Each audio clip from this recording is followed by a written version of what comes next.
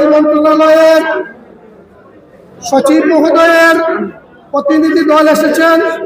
সেখানে আমরা কুলাউড়া থেকে সাবেক সংসদ সদস্য জনাব মোহাম্মদ আব্বাস খান, সাবেক উপজেলা চেয়ারম্যান ফজলুল খান সাহেব, উপজেলা বিএনপি সভাপতি জয়নাল আবেদিন বাচ্চু, সাধারণ সম্পাদক বদরুজ্জামান সজল, আমাদের উপজেলা জামাতের নায়েবে আমির জনাব জাকির হোসেন এবং জালালাবাদ অ্যাসোসিয়েশনের সাবেক সভাপতি জনাব জসিমউদ্দিন সহ আমি আজিজ ভাই সহ আমরা দীর্ঘক্ষণ বৈঠক করেছি। সেই বৈঠকে দীর্ঘক্ষণ আলাপ আলোচনা হয়েছে। কিছু বিষয় হচ্ছে জাতীয় সিদ্ধান্ত, কিছু বিষয় হচ্ছে সরাসরি সরকারের হাতে, কিছু বিষয় হচ্ছে কর্মকর্তাদের হাতে। আমরা অনেক বিষয়ে সফলতা অর্জন করেছি। আমি আপনাদেরকে সেই বিষয়ে কথা বলবো।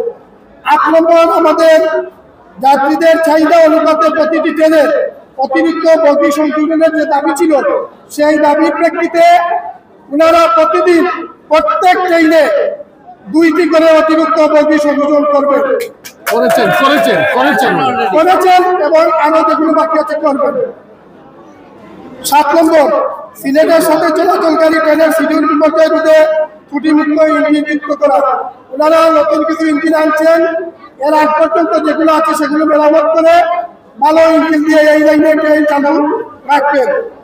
৬, ঢাকা সিলেট ঢাকা আন্তনগর কালমিল পরামত ট্রেনের আগমনের পর অভিমুখী সকল স্টেশনে যাত্রা বিরতি প্রত্যাহার, সেটা তারা কর্তৃপক্ষের সাথে আলোচনা করে দ্রুত ব্যবস্থা গ্রহণ করবেন। ৫, কুলাউড়া স্টেশনে বরাদ্দকৃত আসন সংখ্যা বৃদ্ধি। অতিরিক্ত বগির পাশাপাশি শুধু কুলাউড়ার জন্য আগামী ৭২ ঘন্টার মধ্যে পারাবত ট্রেনে আলাদা একটি কম্পার্টমেন্ট সংযোজন করা হবে। সেখানে ৪০টি আসন শুধু কুলাউড়ার জন্য বরাদ্দ থাকবে। পর্যায়ক্রমে উপবন এবং কালনিতে অন্যান্য ট্রেনে একটি করে বগি সংযোজন করা হবে এবং আনুপাতিকালে টিকিট দেওয়া হবে। ৬, আখাউড়া সিলেট সেকশনের সকল বন্ধ স্টেশন চালু। ওনারা আগামী ডিসেম্বরের মধ্যে বাংলা চালু হয়ে গেছে ইতিমধ্যে, ডিসেম্বরের মধ্যে বন্ধ সকল স্টেশন চালু করার প্রয়োজনীয় পদক্ষেপ গ্রহণ করবেন। টিলাগাঁও পাটেরাকে অগ্রাধিকার দেওয়া হবে। ৩, আখাউড়া সিলেট সেকশনে একটি লোকাল ট্রেন চালু। এটা ইঞ্জিন সংকটের কারণে পাচ্ছেন না, তবে ডিসেম্বরের মধ্যে অবশ্যই 2টি লোকাল ট্রেন চালু করা হবে। জানুয়ারি নতুন ট্রেন। ২, আখাউড়া সিলেট রেল সংস্কার ও ডুয়েল গেজ ডাবল লাইন উন্নীতকরণ। অত্যন্ত আনন্দের সাথে জানাচ্ছি ১ টেকের বৈঠকে ১৭৩৯ কোটি টাকা এই রায় সংস্কারের জন্য দেওয়া হয়েছে। এটা আগামী নভেম্বর মাসে অর্থাৎ সামনের মাসে সেটা টেন্ডার হবে এবং কাজ শুরু হবে।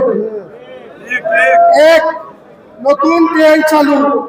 ওনারা আমাদের কাছে জুন পর্যন্ত সময় চেয়েছিলেন, আমরা জুন পর্যন্ত সময় দেই নাই। আগামী জানুয়ারি মাসের মধ্যে ওনারা নতুন ট্রেন চালু করবেন এবং আমাদের এই চালু যদি না মানেন তাহলে আজকে ঢাকায় যে সিদ্ধান্ত হয়েছে আগামী 18 তারিখ চলতি মাসে নভেম্বরে সেই রেল ভবন ঘেরাও, সেই ঘেরাও কর্মসূচিতে আমরা উদ্বোধন করব এবং রেল ভবন ঘেরাও করে জানুয়ারির মধ্যেই আমরা নতুন ট্রেন চালু করার ব্যবস্থা গ্রহণ করব। অন্যথায় আমাদের আন্দোলন চলমান থাকবে।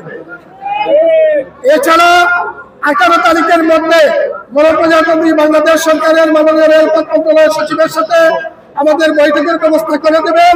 সেই বৈঠকে এই যে সিদ্ধান্তগুলো ওনারা নিয়েছেন সেগুলি লিখিত আকারে নিতে হবে এবং ৭২ ঘন্টার মধ্যে নতুন কম্পার্টমেন্ট সহ অন্য দাবি যদি বাস্তবায়িত না হয়, বিশ্বমানের প্রগতি না হয়, আগামীতে আমরা অনির্দিষ্টকালের জন্য আমরা এই আন্দোলন এই সংগ্রামে আপনারা আন্তরিকভাবে সাহায্য সহযোগিতা করেছেন, সেজন্য সকলের কাছে আন্তরিক কৃতজ্ঞতা প্রকাশ করছি এবং পরবর্তী কর্মসূচিতেও আপনাদের আন্তরিক উপস্থিতি কামনা করছি এবং আপনারা বিভিন্নভাবে যারা সহযোগিতা করেছেন সকলের প্রতি কৃতজ্ঞতা প্রকাশ করছি। আপাতত আমরা আমাদের আন্দোলন চলমান থাকবে। আগামী 18 তারিখ রেল ভবন ঘেরাও কর্মসূচি আমাদের বলবৎ থাকবে এবং জালালাবাদ অ্যাসোসিয়েশন সহ ঢাকার পক্ষ থেকে যে কর্মসূচি ঘোষণা করা হবে সেটার সাথে আমরা দ্রুতগত আন্দোলন চালিয়ে যাব। আজকের এই ট্রেন অবরোধ কার্যক্রম যেটা আছে সেটার ব্যাপারে আমাদের সবাই বিষয় সিদ্ধান্ত নেব।